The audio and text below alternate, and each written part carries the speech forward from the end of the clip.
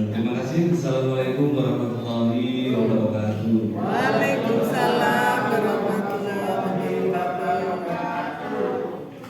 Yang terhormat Bapak Joko Sutaryono, SPD MPD, selaku Kepala Sekolah SMP Negeri 9 Malang. Yang terhormat Bapak Saiful Arif, MPD, Kepala SMP Negeri 17. Dan yang terhormat rekan Bapak Ibu Guru SMP 9 Malang. Terima kasih Pak Joni, Pak Saiful dan teman-teman. Saya sudah diberikan waktu dan tempat di depan ini untuk menyampaikan berbagi pemahaman apa yang sudah saya pelajari pada saat ini di pendidikan guru penggerak. Nanti ini saya akan berbagi pemahaman atau pengetahuan yang sudah saya dapatkan selama ini. Masih semangat ya Bapak Ibu? Saya berdebat sebenarnya. Ya di sini Semangat. ada Bapak Saiful ini, saya dedengkotnya guru penggerak. Saya berdebat tambah. Oke, tidak perlu berlama-lama. Oke, seperti pantauannya Pak Toha, ikan cepat ikan bagus, lebih cepat lebih bagus. Betul ya, Ibu?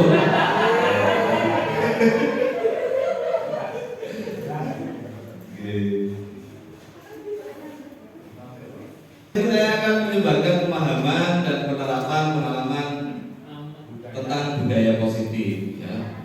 Sebelum itu ini ada beberapa pertanyaan. Nah, apakah Bapak Ibu setuju bila pertama pemberian hukuman dapat mendisiplinkan murid? Tidak setuju. Setuju atau betul? Boten. Setuju. Setuju apa betul? Kira-kira? Setuju? Setuju. Oke. Yang kedua, pemberian hadiah meningkatkan prestasi murid. Setuju? Oke. Setuju. Yang ketiga, guru berperan sebagai teman bagi murid. Tidak. Setuju. Oke. Yang keempat, guru harus mampu memberikan solusi terhadap permasalahan murid. Setuju nih? Nanti kita bahas lebih lanjut tentang pertanyaan-pertanyaan ini. Nah, kalau ini benar pertanyaan pemantik. Kalau tadi kan konten pemantik biar nggak ngantuk. Nah, ini pertanyaan pemantik. Oke, kita pahami dulu apa itu budaya positif. Budaya positif itu merupakan perwujudan dari nilai-nilai atau keyakinan universal yang diterapkan di sekolah. Itu adalah budaya positif. Intinya adalah budaya-budaya baik-baik yang diterapkan di sekolah seperti itu.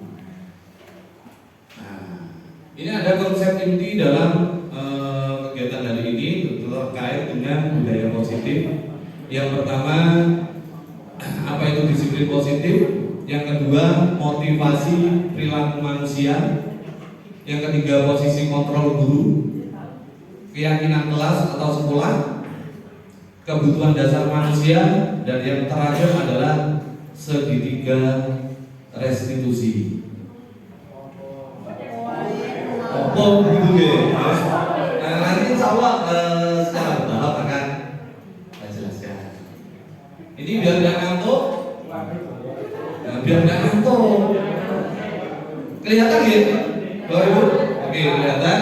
Nah, di sini Anda dan teman Anda akan melakukan kegiatan cobalah buka. Anda adalah tugas Anda adalah mengepalkan salah satu tangan Anda, mengepalkan tangan. Oke. Coba Anda bayangkan bahwa Anda menyimpan sesuatu yang sangat berharga dalam kepalan tangan Anda. Di tangan itu ada perhiasan 1 kilo. Tidak cukup ya. 10 10 ton atau berapa gitu. Ya, gitu. Anda perlu menjaga dia tersebut sekuat tenaga Anda karena begitu pentingnya untuk kehidupan Anda. Ya, jangan sampai ada yang buka. Gitu. Tugas rekan Anda B adalah mencoba dengan segala cara untuk membuka kepala tangan Anda. Segala cara yang biasanya gumbal ya digumbali begitu, oke? Anda buka ini ya, biasa Pak Rudi yang kita gumbal itu. Oke. Ini kan teman Anda boleh membujuk, menghardik, mengintimidasi, misalkan, ayo buka, awas kalau ada buka, nah seperti itu, intimidasi, memarahi, menggoda, nah biasanya menggoda jamil-jamil gitu, ya boleh. Terus memarahi, menggoda, menggelitik, bahkan menawari Anda uang agar Anda bersedia membuka kepalan tangan Anda. Coba lakukan kegiatan, coba buka di atas dengan B secara bergantian. Monggo di dalam di bangku kan sudah ada temannya sebelah. Nah, misalkan Pak Pusat dengan Pak Yobi yang menggenggam tangannya dan Pak Pusat yang berusaha untuk membujuk, ayo Pak Yobi dibuka gimana? Nah, gitu. Monggo untuk semuanya saja. Kita dipraktekkan.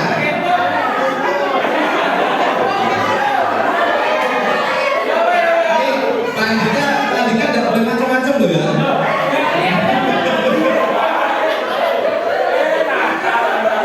Oke, coba dipraktekkan yang satu menggenggam, yang satu berusaha untuk merayu agar genggaman tangan itu ya tidak tahu caranya nanti bisa dibuka atau enggak. Coba hitungan ketiga bisa dimulai 1, 2, 3.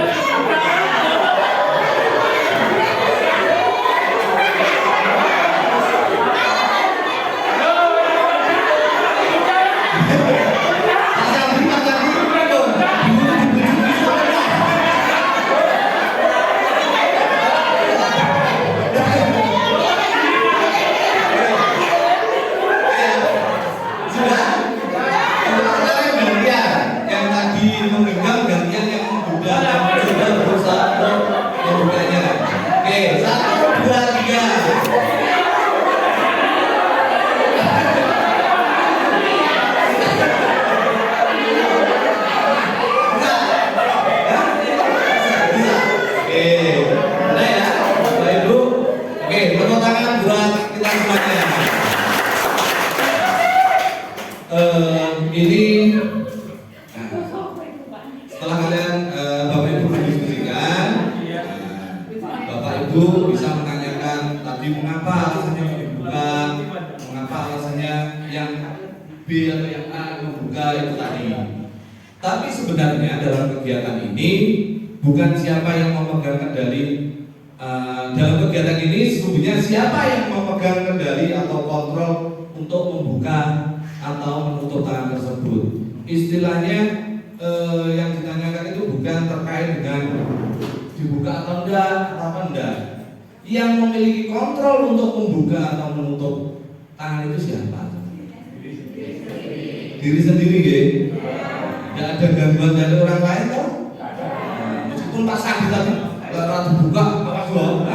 Tapi Pak Sandi kan tetap enggak. Berarti itu kan kontrolnya tetap ada pada diri.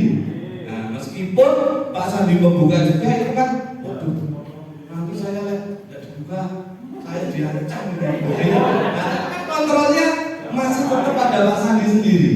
Nah, itulah fungsi kontrol. Sebenarnya fungsi kontrol itu semuanya ada pada diri sendiri. Orang lain tidak bisa mempengaruhi kontrol tersebut. Begitu juga dengan murid kita.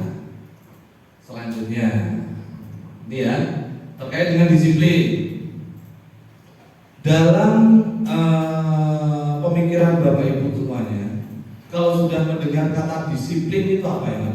Yang Bapak Ibu bayangkan? Nah, di Pak Rudi. Ini Pak Rudi. Oh, aturan dari gitu.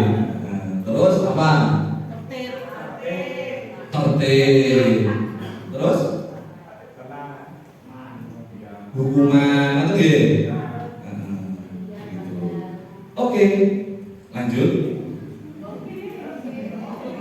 Ya, sebenarnya disiplin itu nanti dibahas nanti saja. Ini kita bahas tentang miskonsepsi tentang teori kontrol itu tadi. Kita sudah salah persepsi tentang teori kontrol. Kontrol itu kan kita istilahnya kalau dalam pemikiran kita, dalam kita, kontrol itu berarti kita berusaha mengontrol orang lain untuk nurut dengan kita, gitu toh. Misalkan murid rame di kelas, ya rame, gitu. Kontrol kita kan mengatur. Nah kita itu sebenarnya tidak bisa dari permainan tadi yang mengatur itu kan tidak bisa. Semuanya ya ada pada diri sendiri. Itu yang pertama coba ini miskonsepsi teori kontrol. Ini menurut Dr. William Glasser dalam kontrol teori yang kemudian dari berkembang dan dinamakan choice theory. Choice theory. Yang pertama, ilusi guru mengontrol murid. Gini, betul. Dengan punya kita semua ya. Saya juga sebelum pelajari modul ini, saya juga beranggapan guru itu istilahnya adalah pusat kontrol terhadap murid. Kalau guru maunya gini, ya murid harus ikut. Atau betul? Yang kedua, ilusi bahwa semua penguatan positif, efektif dan bermanfaat. Gini apa betul? Gini, maksud bermanfaat semuanya. Kira-kira kalau kita memberikan hadiah, ya ada positifnya memang, tapi negatifnya kan juga ada. Apa kira-kira negatifnya? Cuman katanya Bu Adit Tuman nanti dompetnya mari-mari kosong, berbahagia terus itu. Oke. Bahwa semua penguatan positif, efektif dan bermanfaat itu ya lihat-lihat, tidak semuanya seperti itu. Kita memberikan hadiah kepada anak, kalau secara berlebihan, anak itu akan kreativitasnya justru akan turun karena mereka beranggapan saya mengerjakan ini nanti biar dapat hadiah kan begitu. Kalau tidak dikasih hadiah, apa kira-kira? Tidak mau mengerjakan karena yang dikejar ya hadiahnya itu. Oke. Yang ketiga, ilusi bahwa kritik dan membuat orang merasa bersalah dapat menguatkan karakter. Benar apa salah kira-kira ini?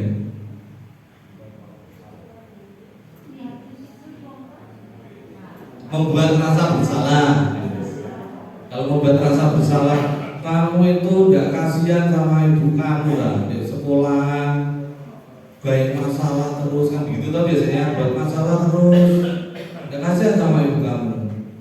Kira-kira apa dampak kepada anak? Menjadi idol anaknya. Yang selanjutnya, ilusi bahwa orang dewasa memiliki hak untuk memaksa. Gila, benar?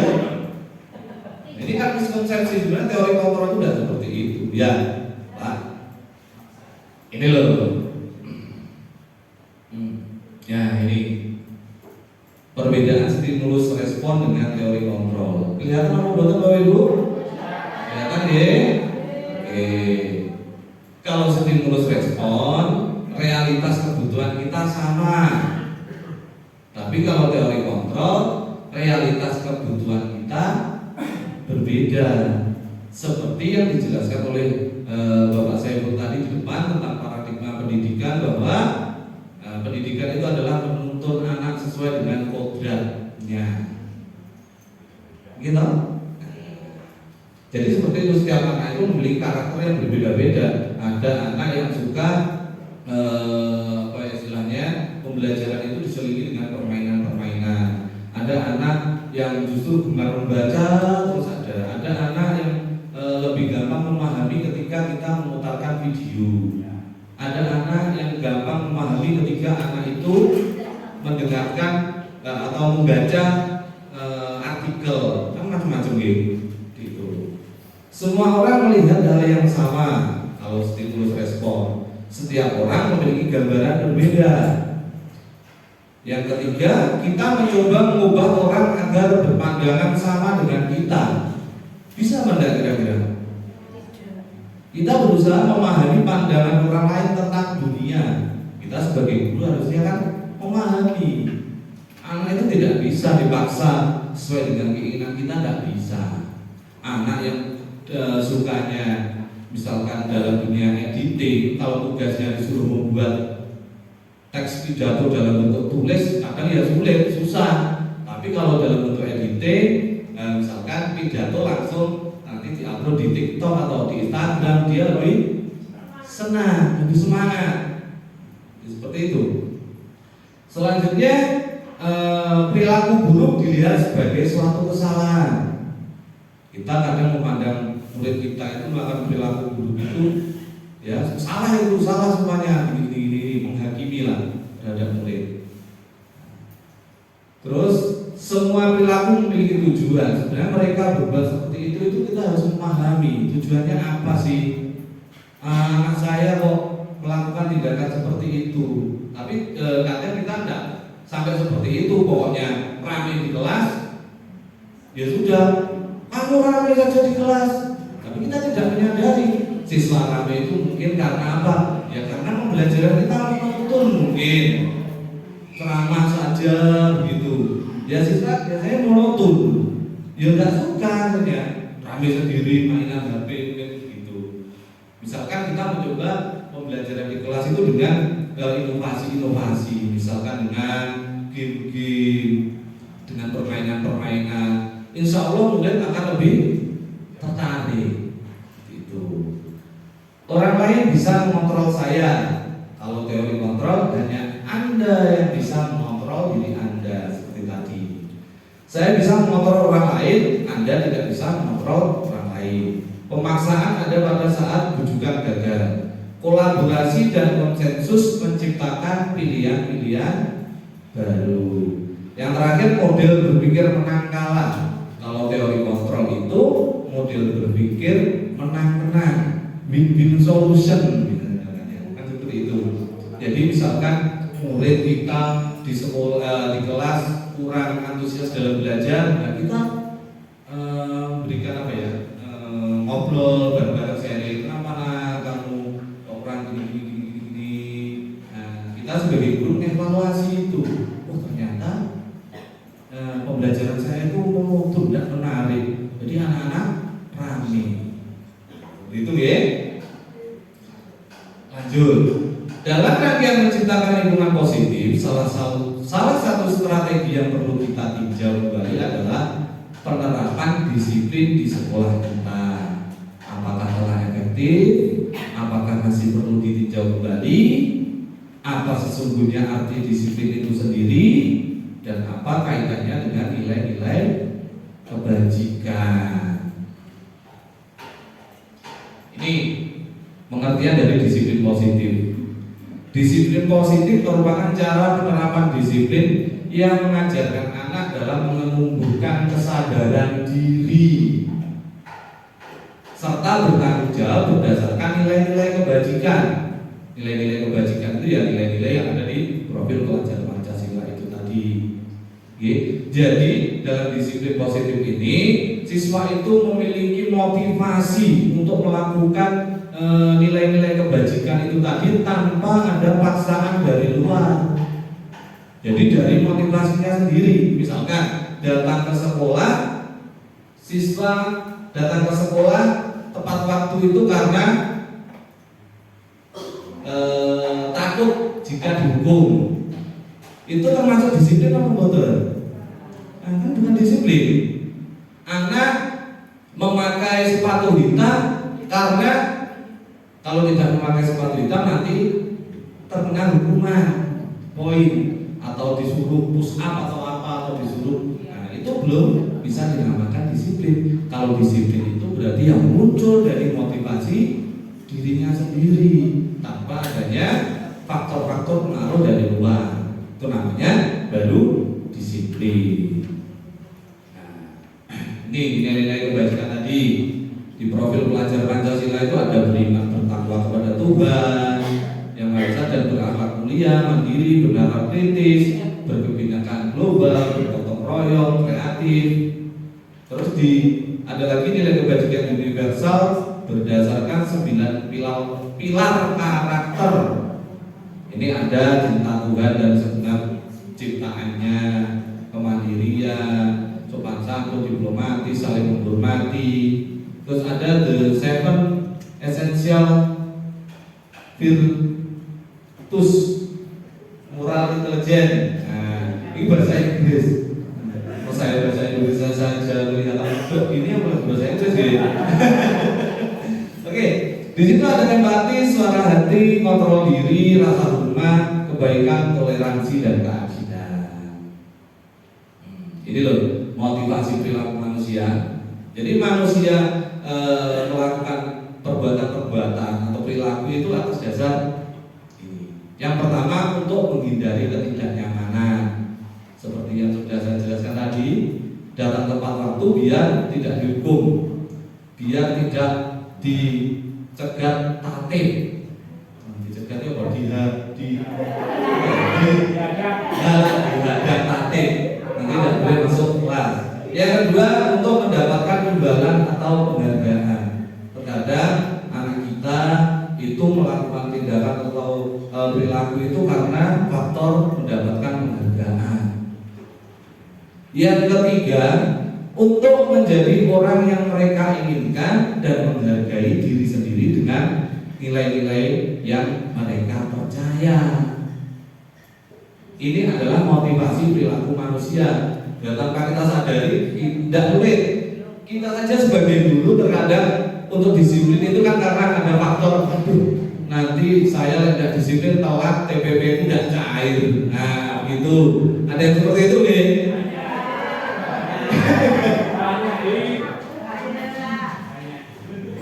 Ini misalkan saja. Terus telat ke sekolah itu karena ya nanti apa ya? Kalau murid itu ya nanti seperti tadi dihadang tatip, tidak boleh masuk kelas, bahkan sampai ada hukuman fisik. Suruh push up, lari keliling lapangan 100 kali, itulah pusing teman-teman. Jadi sekolah nanti. Oke ya, itu. Nah, kalau ada dua motivasi ini untuk menghindari ketidaknyamanan dan untuk mendapatkan imbalan, ini berarti termasuk motivasi eksternal. Motivasi yang munculnya tidak dari dalam diri kita sendiri, tapi karena paksaan, memang terpaksa, kurang ikhlas lah, seperti itu. Tapi kalau motivasi internal ini untuk menjadi orang-orang yang mereka inginkan dan menghargai diri sendiri, ini baru yang namanya internal, disiplin yang sesungguhnya. Karena ya ada paksaan apapun, kita sadar bahwa kita sebagai manusia kita harus menjalankan atau melaksanakan nilai-nilai kebajikan itu. Untuk menumbuhkan disiplin positif yang tumbuh dari motivasi diri murid secara mandiri, maka hindari hukuman dan penghargaan yang berlebih. Jadi penghargaan yang berlebih itu sebenarnya ya dampaknya tidak baik juga kalau dilakukan secara terus-menerus, karena kan justru melumpuhkan kreativitas anak atau bahkan justru mematikan kreativitas. Seperti itu. Kalau tidak dapat penghargaan, ya saya geler seperti itu. Terus selain itu, misalkan di ranking itu juga satu kelas ada yang mendapatkan penghargaan.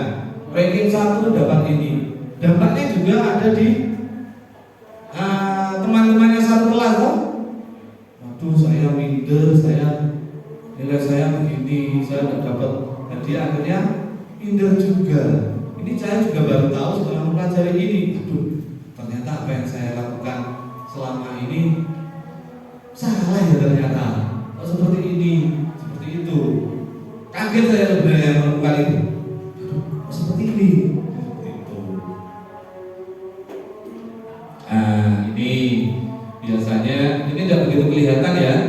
Kelihatan apa betul? Betul ya. Saya bacakan sekilas saja. Oh, betul. Ya, ini terkait restitusi. Ya, kalau hukuman sesuatu yang menyakitkan harus terjadi. Kalau konsekuensi sesuatu harus terjadi. Restitusi merupakan pilihan. Nah, ini yang biasanya menggunakan kata-kata saja yang lebih mudah. Biasanya kalau peraturan itu, kalau hukuman, kalimatnya begini, peraturannya adalah kamu harus ini spontan.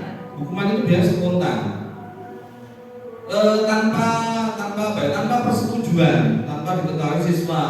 Misalkan kamu telat, wes sama di lapangan, nah, kan spontan loh. Nah, tapi kalau konsekuensi itu sudah tertulis, kamu sudah tahu aturannya. Nah, apa yang harus kamu lakukan jika kamu melakukan ini? Bedanya dengan restitusi. Kalau restitusi itu lebih memberikan solusi kepada murid. Kamu salah seperti ini, kamu sudah melakukan seperti ini, apa konsekuensinya?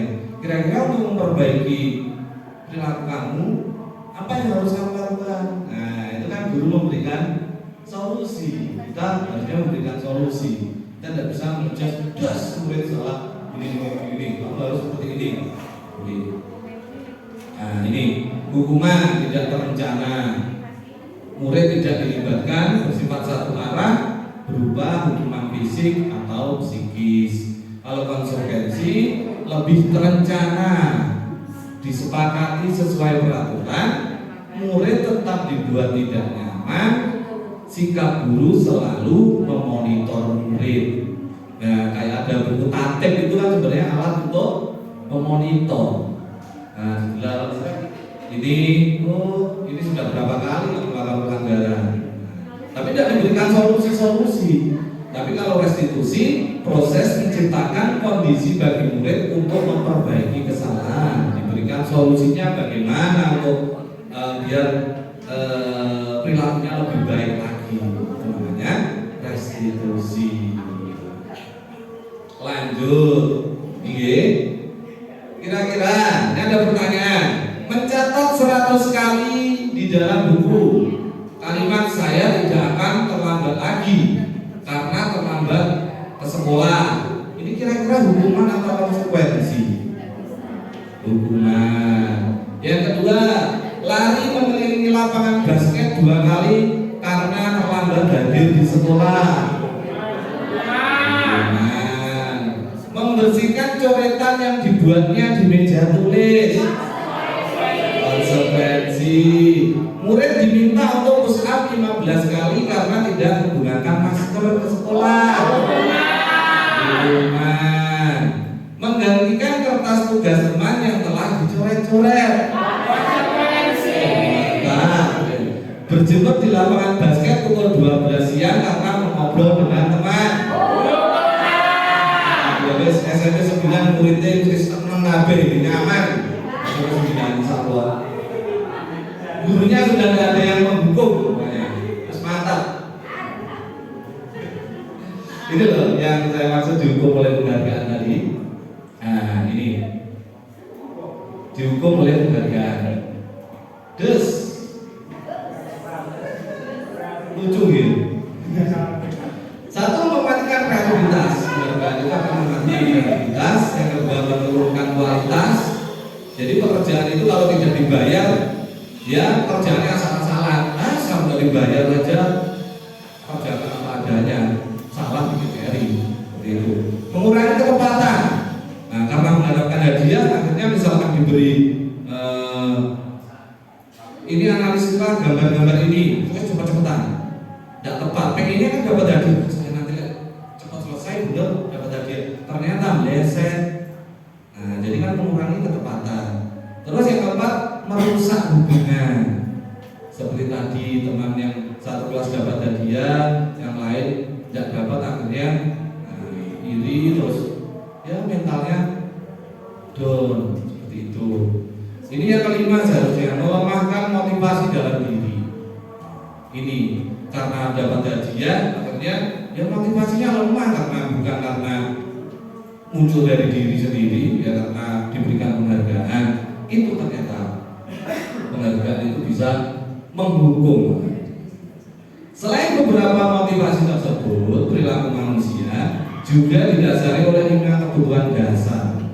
Ini kebutuhan dasar manusia itu ada 5 ini: penguasaan, tentang harga diri, keinginan untuk dianggap, memimpin, berprestasi, pengakuan. Kadang kan ada anak di kelas itu ngetesek begitu, ngatur-ngatur temannya, ya, sok-sokan. Itu ya karena ini kebutuhan dasarnya pengen menguasai sebenarnya. Lah, anggur bukan? Oh anggur, oh nggih. Yang selanjutnya adalah kebutuhan bertahan hidup. Nah, ya makanan, tempat tinggal, keamanan, kesehatan. Ya insya Allah kalau di sekolah kita untuk bertahan hidup itu ya semuanya terpenuhi, sisanya aman. Kesenangan, ini kebutuhan yang belum terpenuhi di seminar mungkin. Nah, bermain, humor, antusias, tertawa di dalam kelas itu guru masuk tekan dulu terus tidak berani. Waduh Pak Rudi, wes menang wes Pak Rudi itu. Nah jadi kesenangannya kurang. Nah, misalkan seperti itu. Kasih sayang. Nah anak-anak itu ternyata membutuhkan kasih sayang. Tidak hanya kita saja yang membutuhkan kasih sayang. Anak-anak itu juga butuh kasih sayang. Itu naluri yang alamiah sebagai manusia itu sudah naluri. Setiap manusia itu pasti butuh yang namanya kasih sayang. Oke? Yang terakhir adalah kebebasan, mandiri, memiliki pilihan, mencoba hal baru, mampu mengendalikan diri.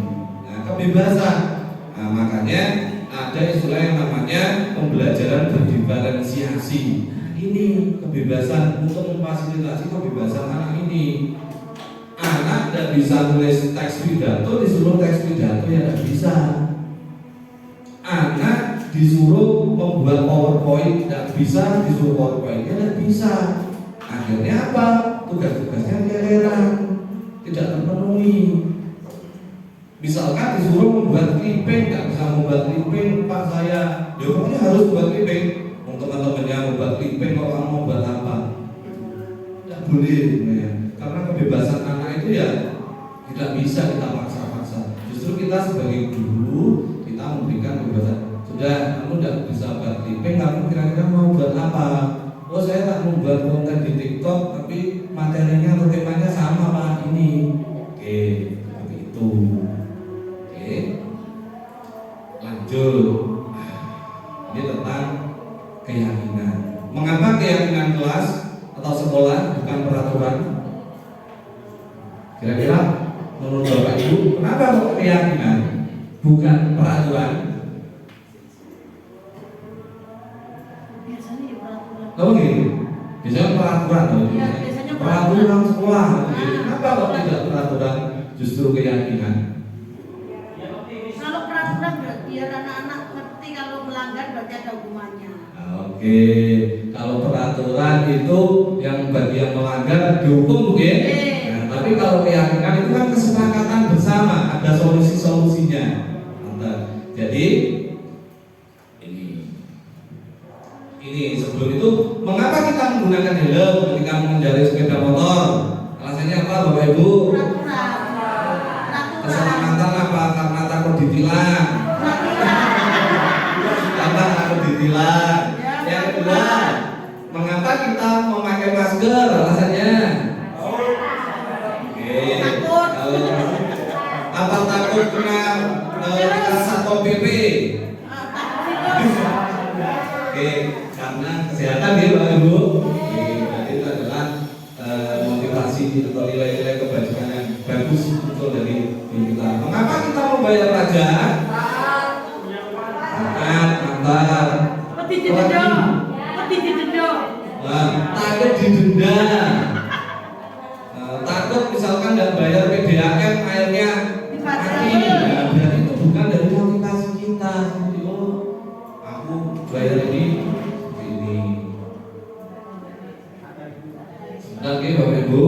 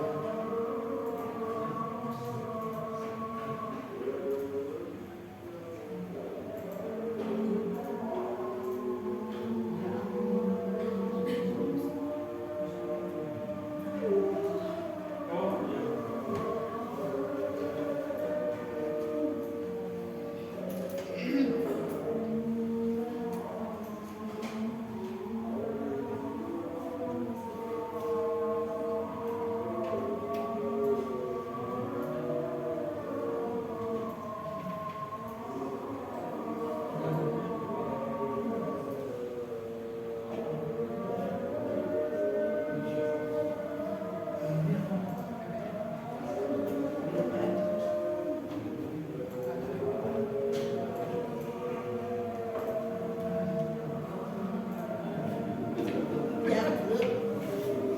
Sungguh tuh enak. Enak.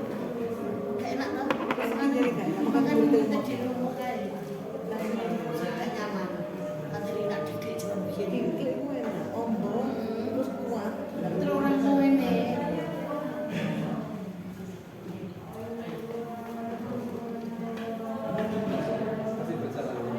Masih. Kalau videonya Masih. Pak Guru masih berjalan. Jangan khawatir masih.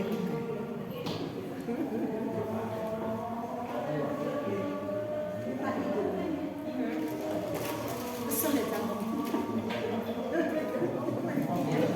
Cari-cari nih, kesel datang. Tadi dia kayak gitu. Saat jadi dia itu dia ngetik kalau yang udah ngelakuin apa.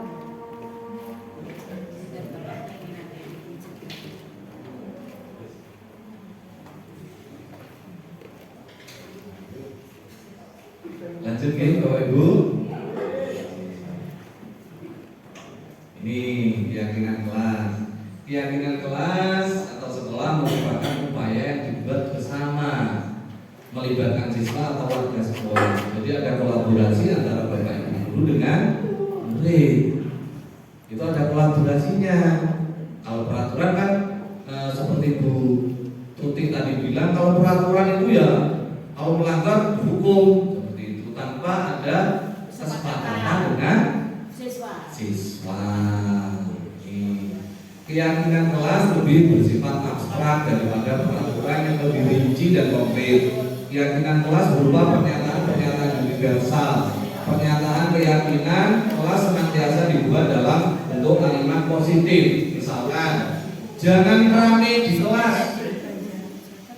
Itu kita kira-kira kalimatnya positif apa negatif? Negatif. Positifnya bagaimana? Rame terus saja. Lebih baik.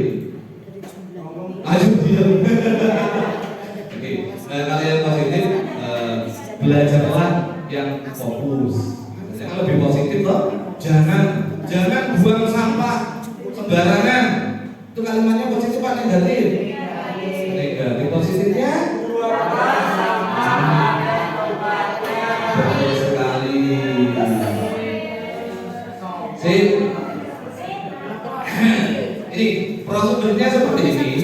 Mempersilakan warga sekolah atau bapak ibu guru dengan murid ditulis buat kesepakatan. Setiap kelas itu diberikan kesempatan. Kira-kira keyakinan kelas apa yang akan dibuat? Tuh, menyatat semua masukan, tulis di kertas, lalu ditempelkan di poster di depan kelas itu dalam bentuk kertas besar itu. Nanti sekiranya keyakinan yang sama itu dikumpulkan jadi satu, dibuatlah yang namanya keyakinan kelas untuk disepakati bersama dan dijalankan. Nih, kurang sedikit Bapak Ibu. Semangat. Oke. Posisi kontrol seorang guru. Sebagai seorang guru, ini ada beberapa posisi kontrol. Ada 5. Kira-kira Bapak Ibu guru posisinya di mana ini? Sebagai penghukum, pembuat rasa bersalah, teman, pemantau atau manajer? Manajer. Mantap semuanya. Kalau sudah menjadi manajer, besok kelas tidak ada yang dihukum di lapangan. Oke, ini contoh penerapan 5 posisi kontrol guru. Ini terkait dengan pertengkaran antar murid. Kalau posisi kita sebagai penghukum, biasanya lari keliling lapangan 50 kali, langsung seperti itu. Kalau membuat rasa bersalah, nah ini kalimatnya seperti ini. Kamilah sudah berjanji tidak akan berantem lagi. Kamu kenapa senang sekali mengecewakan ibu atau bapak? Ibu benar-benar kecewa sekali.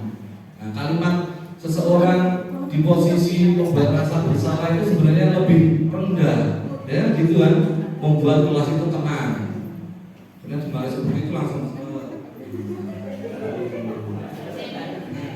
meneh jadi meneh. Kalau di posisi tenang seperti ini, ayolah taati peraturan sekolah, tolong bantu bapak ibu. Nah, ya sudah, tidak apa-apa, lain kali jangan diulangi lagi ya. Kalau posisi tenang seperti itu. Nah, kira-kira di posisi tenang ini baik apa tidak? Ada baiknya, ada enggaknya. Kalau baiknya ya kalau lebih dekat dengan Islam. Efek negatifnya, nah, kita tahu terkadang anak-anak itu saking merasa dekat akhirnya lama, tidak menghargai sama bapak ibu. Itulah negatifnya jika kita berada di posisi kontrol teman. Seperti itu. Selanjutnya adalah posisi pemantau. Kamu sudah melanggar aturan sekolah. Apakah kamu tahu konsekuensinya? Itu biasanya. Kamu melanggar apa? Telat. Konsekuensinya apa? Poin begini. Itu namanya memantau. Kalau manajer, apakah kamu tahu kesalahanmu? Begitu kalimatnya. Keyakinan sekolah apa yang kamu langgar? Kira-kira bagaimana kamu memperbaikinya? Itu adalah posisi kontrol sebagai manajer. Ya, seyogyanya kita sebagai guru itu memposisikan diri sebagai manajer. Ya, meskipun kita sudah di posisi manajer, kadang kita itu ya kembali lagi ke pemantau teman. Gitu kan kadang Bapak Ibu, sebagai teman itu juga perlu. Kadang kalau sudah kita posisikan sebagai teman itu akan lebih terbuka, tapi ya jangan dekat-dekat, harus ada batasannya. Di mana saatnya kita sebagai teman, di mana saatnya kita sebagai guru. Ini sudah saya jelaskan tadi kalimat-kalimatnya.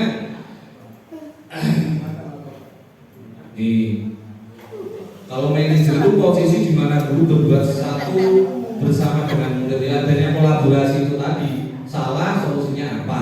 Betul nggih? Ini yang terakhir Bapak Ibu. Segitiga restitusi. Ini adalah merupakan cara dalam menyelesaikan masalah. Nah, jika kita memiliki masalah dengan murid kita, ini solusinya adalah menggunakan namanya segitiga restitusi. Dalam segitiga restitusi itu ada 3 tahapan ini. Yang pertama adalah menstabilkan identitas, yang kedua validasi tindakan, dan yang ketiga adalah menanyakan keyakinan. Ya, seperti posisi kita sebagai manajer tadi. Kalau kita memposisikan kontrol guru sebagai manajer, insya Allah kita sudah menerapkan yang namanya segitiga restitusi. Tuh. Ini sebenarnya ini contoh penerapan kemarin saya videonya kan ini modelnya ini talentnya SMP 9 ini. Itu pemain sinetron. Artis.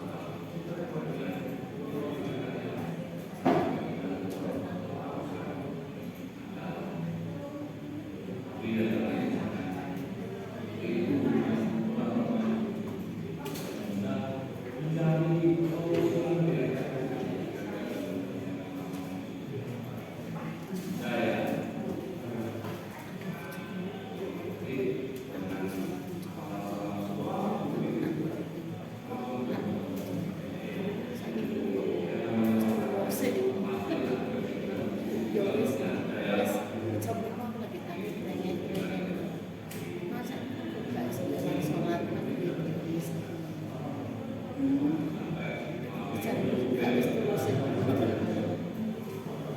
Nek wis. Kira langsung ini kok meleset. Kayak ganggu kan sih hati ganggu bisa meleset. Semua jadi budak budak.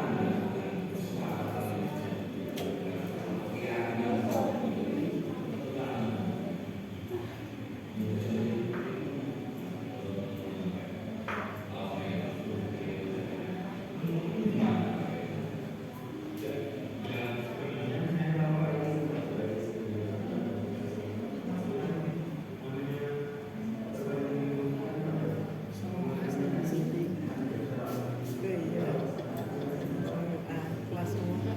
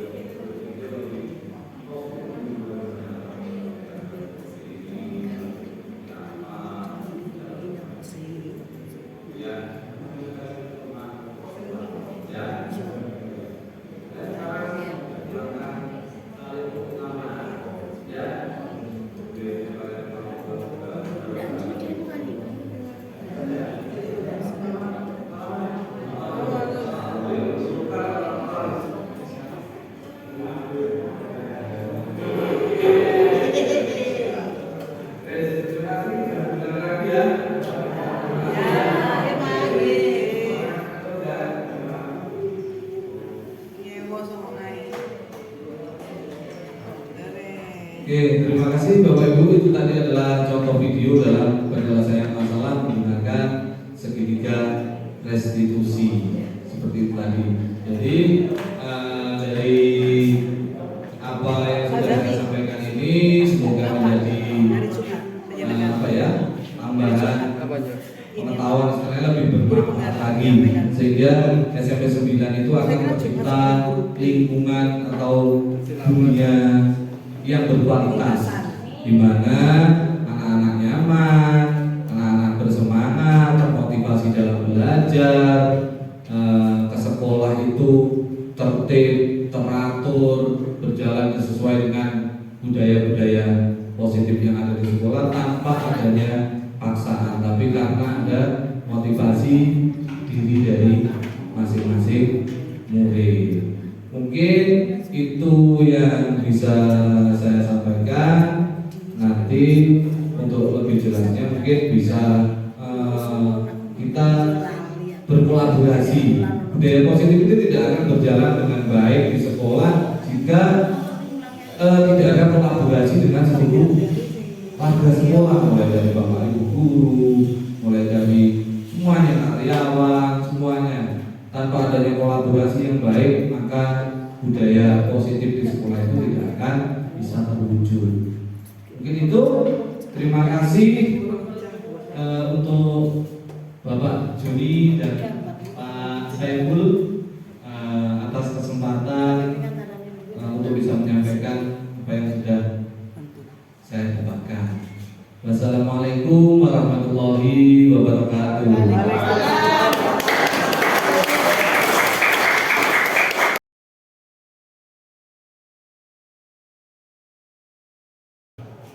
Oke, kita hari ini akan membuat yang namanya keyakinan atau kesepakatan kelas, ya. Sebelumnya saya pengen kalian bermain. Permainannya ya sebentar aja. Nah, biasanya kalian kalau pas kecil dulu sering diajak main sama orang tua kalian, dah? Ya bukan, Blendi. Tangan lo kurang kasih sayang berarti kamu. Ya, baca. Gini, permainannya semacam itu. Coba genggam tanganmu kuat-kuat, ya semuanya. Yang tidak punya gandengan segera cari gandengan.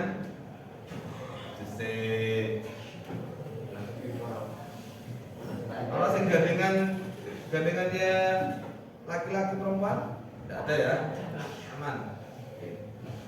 Bayangkan dalam pikiran kamu bahwa di genggamanmu ini adalah benda yang sangat berharga, benda yang sangat-sangat harus kamu lindungi, kamu jaga apapun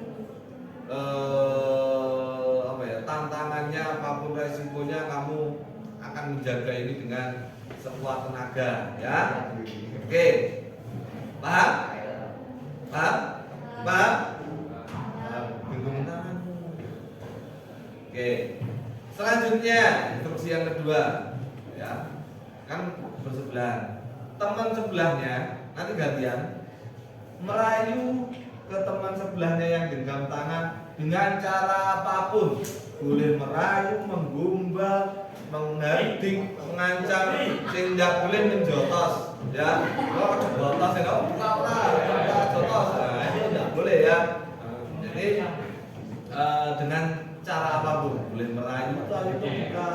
Nanti tak kasih hadiah, nanti tak ajak makan nanti boleh. Terserah kamu caranya, nanti dilakukan bergantian. Ya, paham? Paham enggak? Hitungan ketiga mulai, nanti tak kasih waktu 1 menit saja. Bagaimana coba kalian merayunya atau menarik teman kalian biar genggaman ini bisa. Oke, paham? Hitungan ketiga mulai. 1, 2, 3.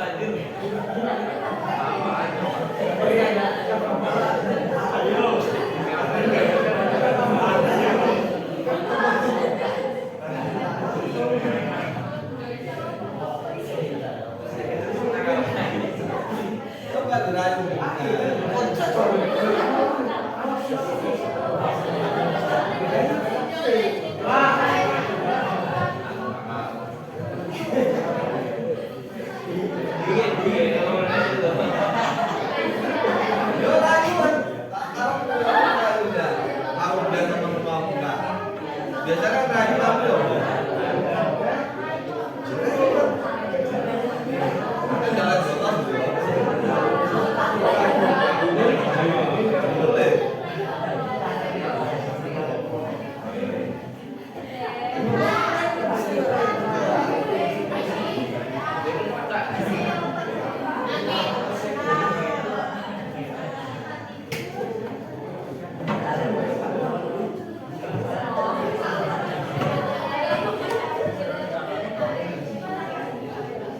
biasanya pasti tergumbal.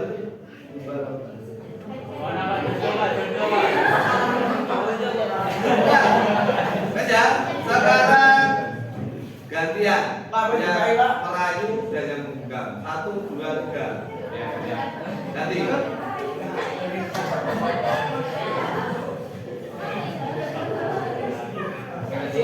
Kamu penting kamu yang genggam, yang merayu.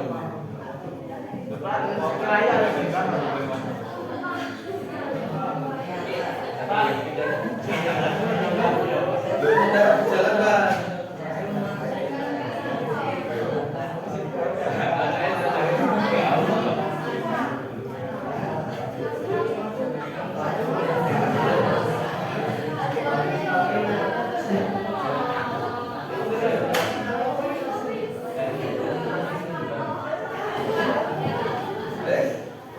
Sudah ya? Oke, sudah selesai. Gini.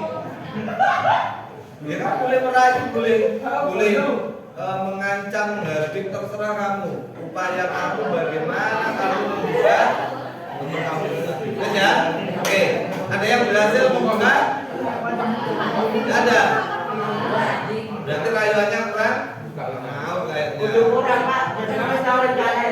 Ini, ya. Yang Pak Samsul inginkan, yang Pak Samsul inginkan bukan masalah kamu bisa membuka genggaman tangan kamu atau genggaman tangan teman kamu atau tidak. Nah, sekarang yang ingin saya tanyakan itu kontrol membuka tangan atau tidak itu berada di siapa? Di teman kamu kah? Atau di kamu sendiri? Di kamu sendiri loh. Jadi yang bisa menentukan kamu mau jalan kemana, arah tujuanmu kemana itu bukan teman, tapi diri sendiri. Bukan Pak Samsul, bukan Bapak Ibu guru yang lain, bukan. Itu kamu sendiri. Kamu mau berjalan, kamu mau bersikap baik atau tidak? Kamu mau berbuat yang baik atau buruk? Itu kan kamu sendiri. Ya udah, kamu mau belajar rajin, kamu mau datang sekolah tepat waktu, siapa yang kontrol? Diri sendiri, bukan orang lain, bukan Pak Samsul. Paham ya? Jadi semua kontrol kita manusia ini berada di diri kita masing-masing. Ya, tidak ada siapapun yang bisa mempengaruhi. Tuh. Sekarang saya bertanya lagi. Kalau kalian mendengar kata disiplin, arti disiplin ya? Ya. Apa yang ada di benak kalian? Disiplin. Hah? Sopan, tata krama, tepat waktu. Hah? Hah? Menghormati. Apa? Akhlak. Oke, terus. Kalau kamu mendengar kata disiplin, prinsip, lagi, sikap, lagi, tegas, mandiri, apa lagi? Hah? Perilaku, terus apa lagi? Tertib.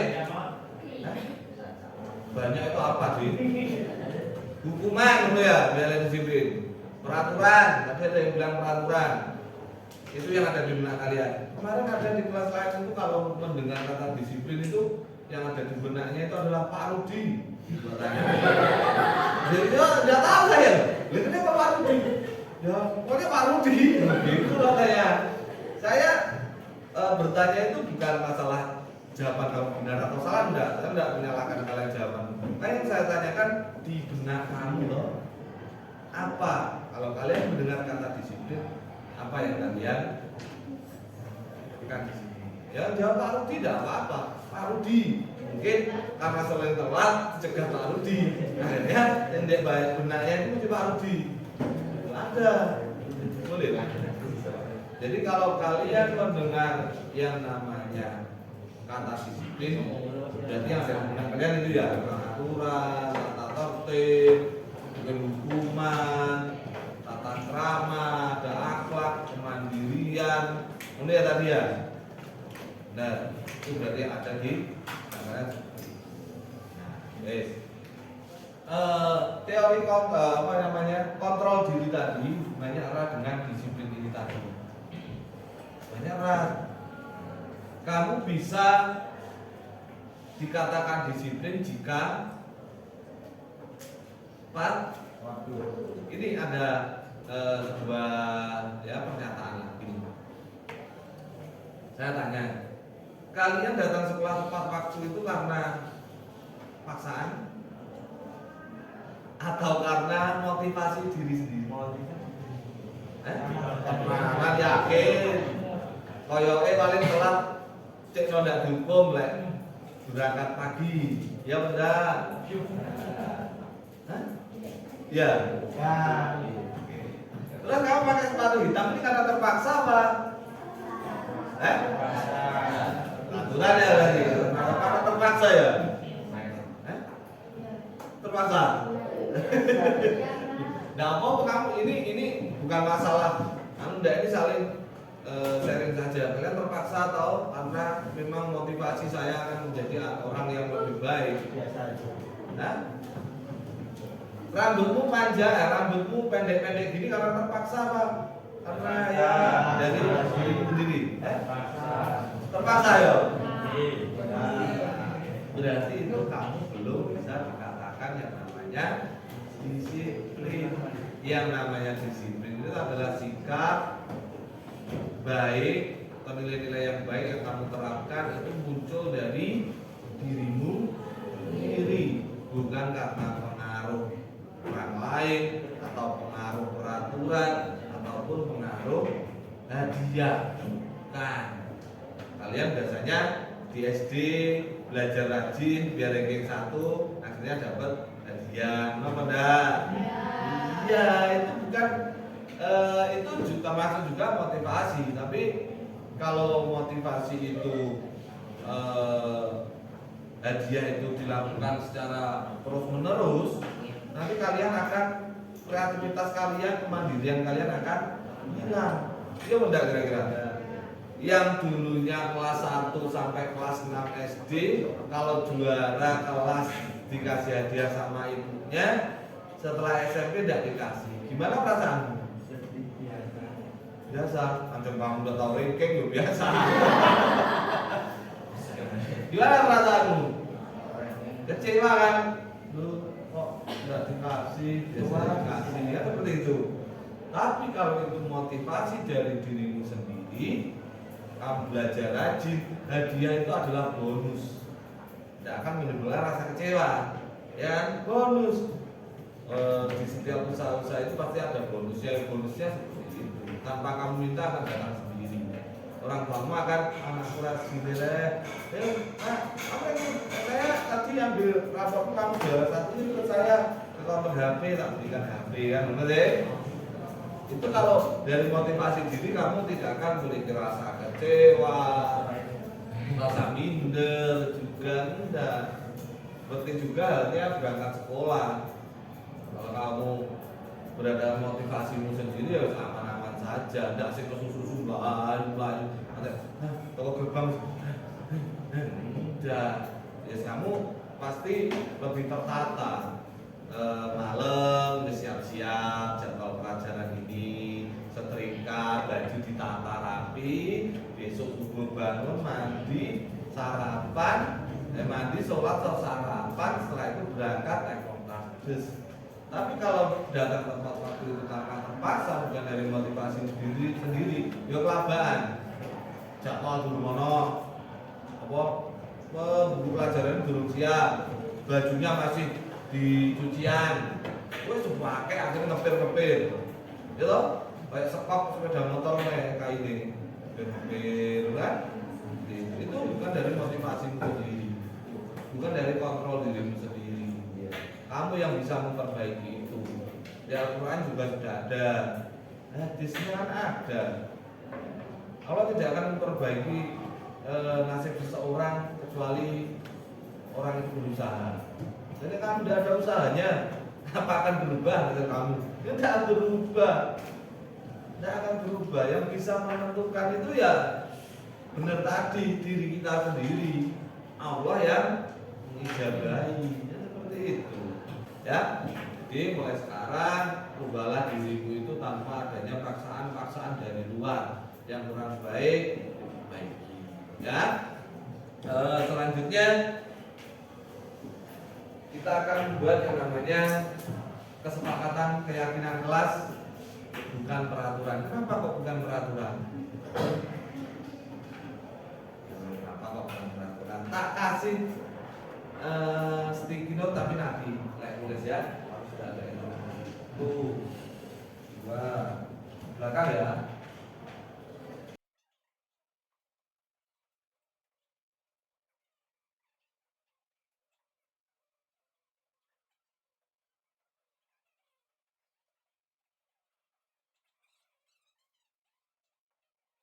Ah, satu, dua, tiga,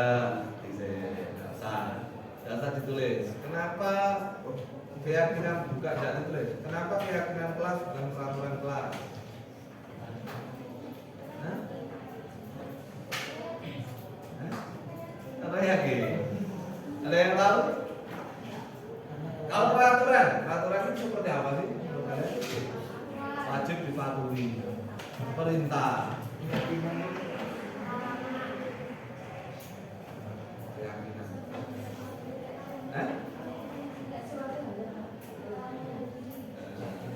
Kalau keyakinan suatu hal yang kita yakini bahwa itu adalah nilai-nilai yang baik, itu ya, itu adalah keyakinan. Kalau peraturan kan belum tentu baik bagi kita sendiri, bagi kita loh.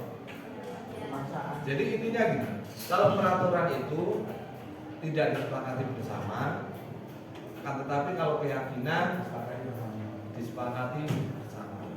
Kalau keyakinan kalimatnya lebih positif. Kalau peraturan kalimatnya lebih tegas, misalkan seperti bentuk larangan itu, jangan buang sampah pada tempatnya. Kalau keyakinan lebih positif, kalimat seperti apa?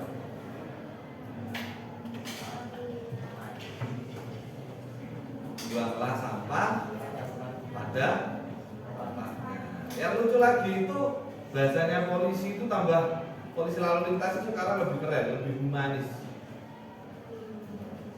lebih humor ya. Nah, ada, saya pernah baca jatuh di aspal itu tidak seindah jatuh cinta, itu kan lebih humanis toh. Nah, lebih gampang diingat juga. Ada itu. Pernah baca itu? Oke, sekarang sudah kalian, kita akan membuat keyakinan atau kesepakatan kelas. Tulislah di situ, di kertas itu. Nah, kita berangkat dari peraturan saja. Nanti kalau sudah kalian buat peraturan ditempel di sini, nanti kita ubah menjadi keyakinan kelas, yaitu dengan mengambil kesepakatan bersama. Ya, kalian buatlah aturan dulu. Aturan di kertas itu satu saja, tiap anak satu saja. Nanti ditempel di depan. Setelah itu kita sepakati bersama. Kalau ada kalimat yang kurang baik, kita perbaiki kalimat itu dengan kalimat-kalimat yang lebih positif atau lebih humanis seperti polisi tadi. Ya, oke. Silakan Pak Samsul kasih waktu 1 menit. Ya, tidak usah lama. Oke, langsung 1 menit cukup. Intinya peraturan yang bisa membuat kelas kalian ini bisa nyaman, aman, kamu bisa merasakan ketenangan di kelas dalam pembelajaran. Iya, boleh. Misalkan contoh, Pak Samsul kalau mengajar harus lebih santai, tidak apa-apa. Contoh itu, yang lain dari sendiri waktu 1 menit, 2 menit lah, 2 menit berarti sampai pukul 8.11. Semuanya bisa. Pasti kan kalian punya keinginan dalam pembelajaran. ibunya. Waduh, dapatkan dari peraturan-peraturan. Kalau kamu buat peraturan seperti ini, biar kelasnya.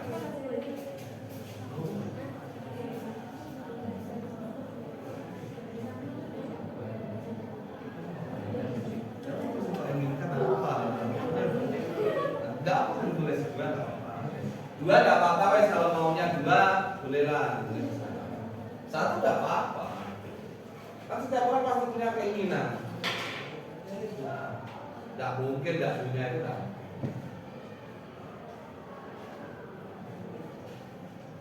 Misalkan boleh main game di kelas. Misalkan kan ada contoh.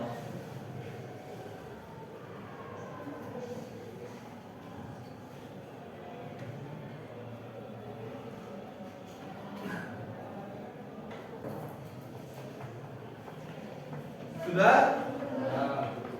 Kalau sudah, yang sudah ditempel langsung di apa ini? Kertas ini. Tempelkan di sini. Oke, silakan bebas namanya terserah kalian. Tempel.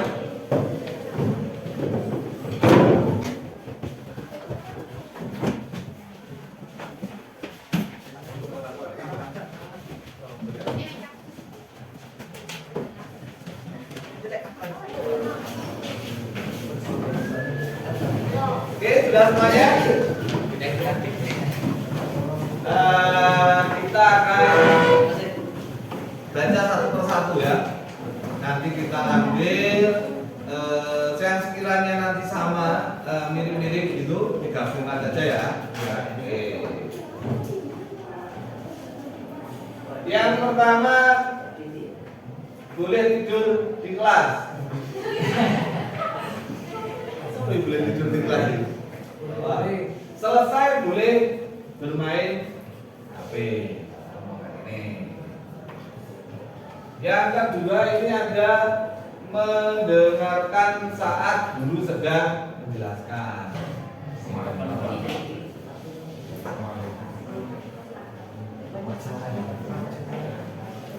Hargai pendapat orang lain. Berarti hampir mirip ya dengan ini, sama-sama menghargai loh.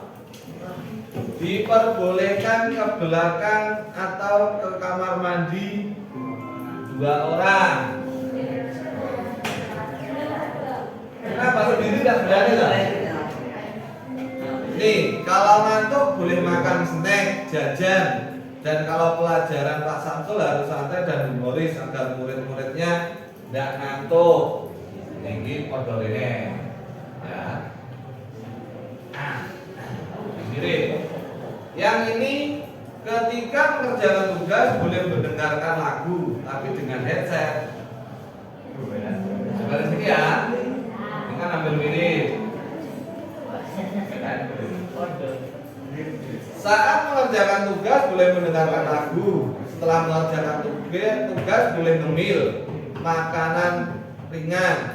Tugas selesai boleh main HP. Ini mirip di sini. Nih, saat pembelajaran diperbolehkan mendengarkan musik. Di sini musisi-musisi lainnya ya. Saat mengerjakan tugas boleh ngemil, boleh bermain HP. Saat tugas selesai belajar dengan bercanda. Belajar dengan bercanda. Udah tenang lah aku, buyur naik. Ya.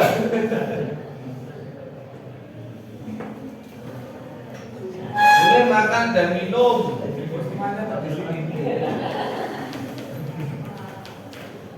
Tidak ada yang toksik ya, Bang?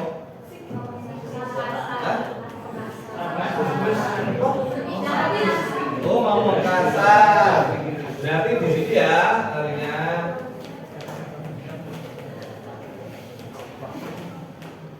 Jika pelajaran boleh sambil ngemil makan. Boleh menggunakan HP jika tugas selesai. Oh, di sini hobinya makan anak-anaknya. Selanjutnya diperbolehkan ngemil supaya tidak ngantuk. Diperbolehkan ke kamar mandi 2 orang.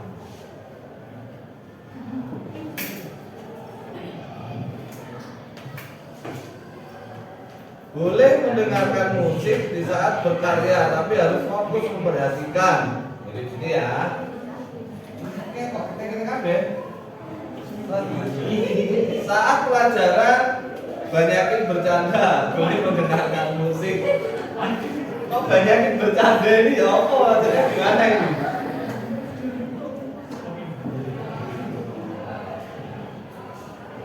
Pak, kalau belajar boleh ngemil sama dengerin lagu.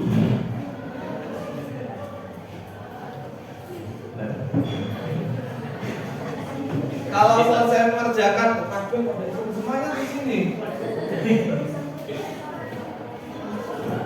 Mengerjakan tugas diperlukan menyetel musik. Jika sendiri lebih baik menggunakan headset. Jika tanpa headset, menunggu persetujuan murid lainnya. Ini berarti double bisa sini, bisa sini. Boleh tidur di kelas. Belajar dengan santai. Boleh browsing.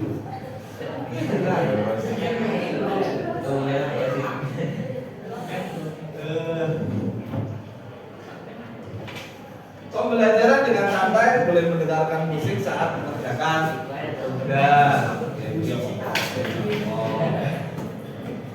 Jika melanggar dalam pembelajaran, jika mengajar dalam pembelajaran disilahi humor supaya anak-anak tidak ngantuk.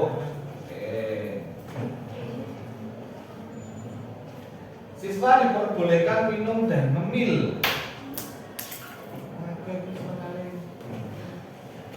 Belajar lebih santai. Belajar lebih santai. Belajar lebih santai, tugas jangan banyak-banyak. Oke, tugas jangan banyak-banyak.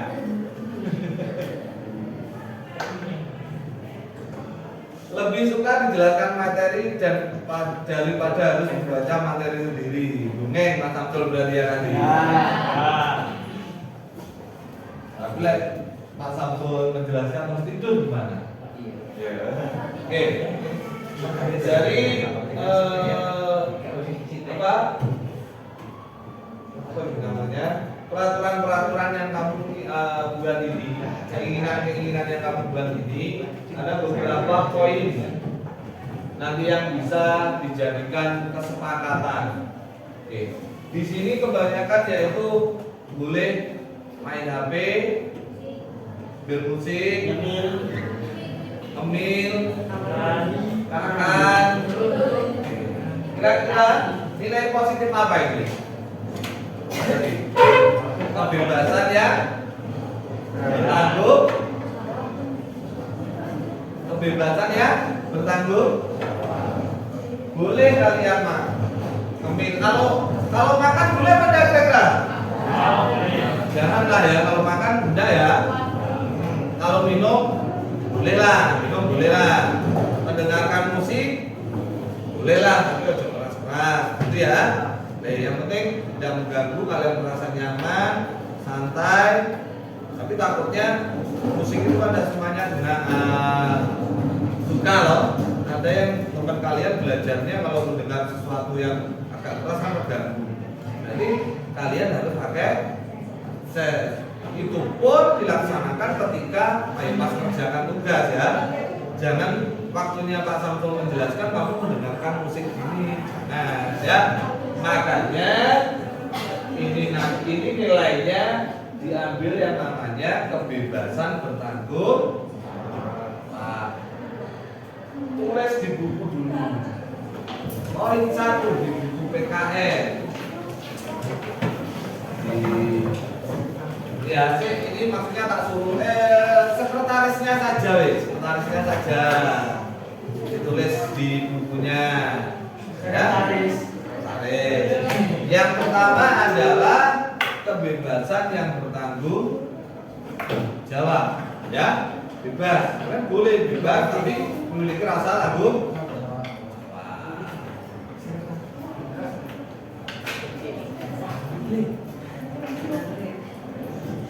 Yang kedua di sini kalian pengennya itu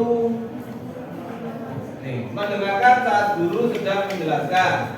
Hargai pendapat orang lain, tidak ada yang toksik. Berarti ini nilainya apa? Kalau menurut profil pelajar Pancasila,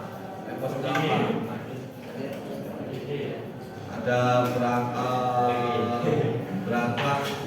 itu ada gotong royong, ada dan lain sebagainya. Ini nilai-nilai positifnya, nilai positif Pak. Menghargai.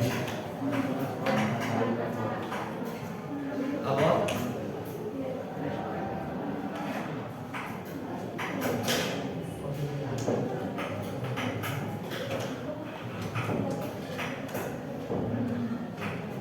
Toleransi atau saling Menghargai.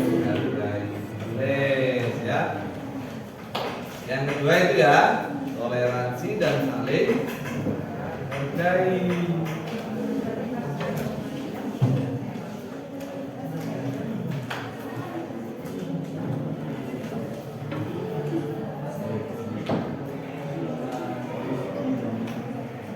Ini terakhir ini diperbolehkan ke belakang 2 orang atau ke kamar mandi 2 orang.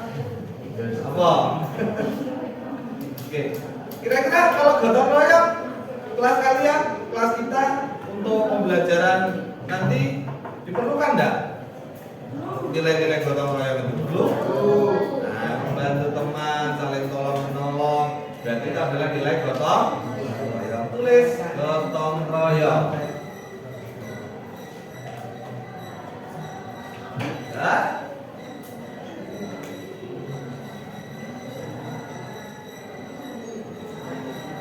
Lagi yang kalian inginkan selain yang ada di depan, barangkali ada tambahan. Itu sudah dapat berapa? 3. Tidak usah banyak-banyak. 10. Nah, yang tidak tahu boleh. Berarti itu termasuk apa? Kebebasan toh? Berarti masuknya di kebebasan bertanggung jawab. Sudah ada yang terlihat? Sudah itu kebebasan kebebasan yang bertanggung jawab. Boleh browsing, tapi ya harus tanggung jawab dulu, waktunya dulu. Disuruh browsing apa? Tuh, gitu ya. Paham? Keyakinan kelas itu tidak perlu banyak-banyak, sedikit tapi mudah diingat. Oke? Yang itu kan kebebasan sudah. Tapi ada yang pengennya sambil belajar apa? Belajarnya santai tapi serius. Gitu toh? Apa? Boleh tidur di kelas. Yaitu kebebasan yang bertanggung jawab tadi, boleh tidur di kelas asalkan tugasnya sudah selesai. Nah, itu kan masuknya di kebebasan tapi yang bertanggung jawab. Ya, waktu yang ngajar, bapak ibu guru ngajar terus kamu tidur ngorok-ngorok. Ya apa terusan? Seperti itu ya. Apalagi yang kamu inginkan? Kebebasan sudah. Musyawarah masuk gotong royong itu termasuk musyawarah apa enggak?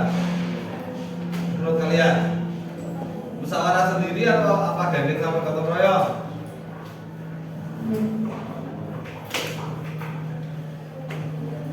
Klik.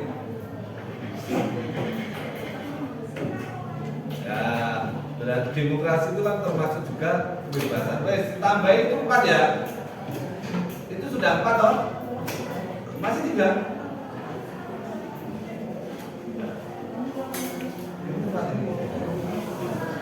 Sudah berapa? Keyakinan kelas, kebebasan terhadap toleransi saling menghargai, gotong royong, terus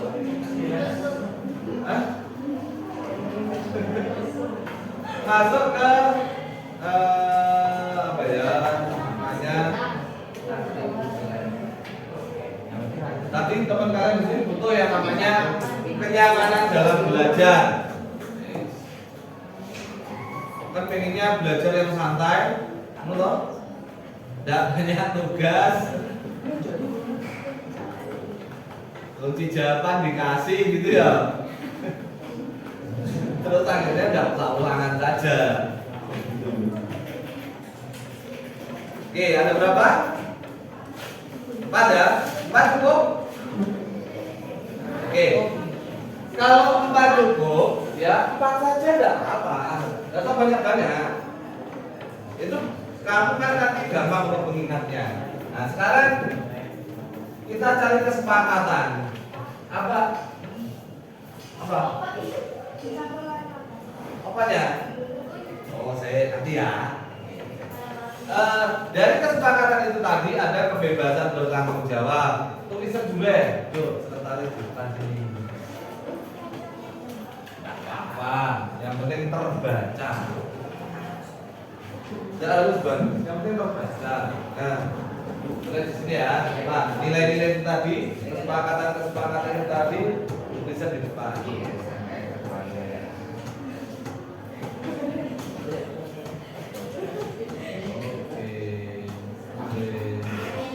Belajar jadi guru.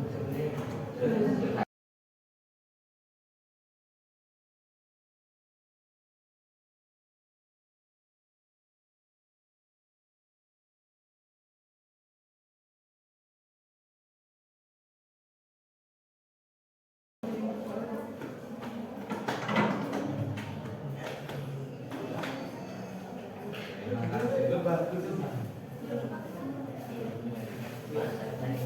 Oke, aja dari banyak tadi terangkum kita gabung-gabungkan yang memiliki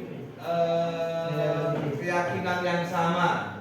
Yang pertama kebebasan yang bertanggung jawab. Sepakat dengan ini? Sepakat? Sepakat untuk yang keras? Sepakat?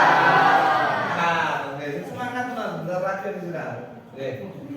Sarapan mari dulu ya. Dua, toleransi dan saling menghargai. Sepakat? Sepakat. Sepakat ya? Sepakat. Tiga, gotong royong. Sepakat? Sepakat. Empat, kenyamanan di dalam kelas. Sepakat. Sepakat ya? Sepakat. Ini yang penting itu adalah nyaman di dalam kelas. Ya. Kalau kalian ingin nyaman di dalam kelas, berarti harus menjalankan ini. Insya Allah nyaman kan? Nyaman. Ya. Itu keyakinan kelas yang sudah kita sepakati bersama. Itulah yang membedakan peraturan dengan keyakinan kelas. Kalau peraturan itu tidak disepakati bersama-sama, peraturan itu hanya satu arah saja. Saya datang telat, saya konsekuensinya apa kalau telat? Mundur di lapangan langsung sana toh, tanpa kesepakatan kita, kesepakatan semua kelas. Kalau ini kan ada kesepakatannya, kebebasan yang bertanggung jawab. Seperti itu toh. Kalau kalian di kelas rame sendiri, boleh kan pegang tadi kalian pengen mendengarkan musik kan boleh. Tapi kalau bertanggung jawab itu harus lihat-lihat kondisinya dulu. Nanti ada yang melanggar, ya konsekuensinya kalian yang boleh. Kira-kira Dino misalnya melanggar, Dun, kamu kan kesepakatan kelas kita kan tidak boleh. Istilahnya kebebasan yang bertanggung jawab. Kalian boleh dengarkan aja, tapi kalau sudah pelajaran selesai atau tugasnya selesai kan boleh. Tapi kamu kok dengarkan musik ketika pelajaran, kira-kira apa yang kamu konsekuensi apa yang harus kamu ambil? Bagaimana kamu bagaimana agar kamu tidak mengulangi perbuatan ini lagi? Misalkan Dino bilang, ini Pak, nanti saya tak apa ya? Yo, terserah kamu kalau kamu mau bersikap baik. Itu adalah kesepakatan yang diambil ya kedua belah pihak. Jadi sifatnya menjadi bukan hukuman, tapi kan kamu yang memilih sendiri. Kan seperti itu loh. Anu Pak, nanti saya tak beli soto untuk teman satu kelas, misalkan gitu. Misalkan traktir. Itu bukan hukuman karena kamu menyetujui, itu kamu sendiri yang menginginkan itu. Kan seperti itu loh. Itu namanya kesepakatan kelas itu seperti itu beda. hukuman. Kalau peraturan itu berarti kan biasanya lebih ke arah hukuman toh. Telat, pakai sepatu putih ke lapangan dijemur gitu loh. Kalau keyakinan kelas tidak seperti itu. Ya Pak Samsul, kalau kamu melanggar tak tanya keyakinan kelas apa yang kamu langgar, konsekuensi apa yang harus kamu ambil, untuk memperbaiki kesalahanmu ini apa yang harus kamu lakukan. Jadi kamu punya solusi loh. Nah solusi sendiri. Anu Pak, saya selama 1 minggu tidak membawa HP. Itu kan seperti itu. Misalkan ya, paham ya? Berarti ini harus ditaati biar kelas kita nanti menjadi kelas yang nyaman, kelas yang menyenangkan, membuat pembelajaran kita lebih baik dan kita lebih termotivasi untuk selalu belajar. Sudah sepakat semuanya ya? Sepakat? Sepakat semuanya ini? Sepakat. Kalau sudah sepakat, kalian tulis di halaman di buku PPKN halaman paling depan. Dia sudah nah, jadi nanti Pak Samsul kalau ada di jalan kelas ini bertentangan dengan keyakinan ini, nanti tak suruh buka langsung. Buka halaman pertama PPKN. Itu ya. Oke, sudah paham ya semuanya? Oke, sudah paham.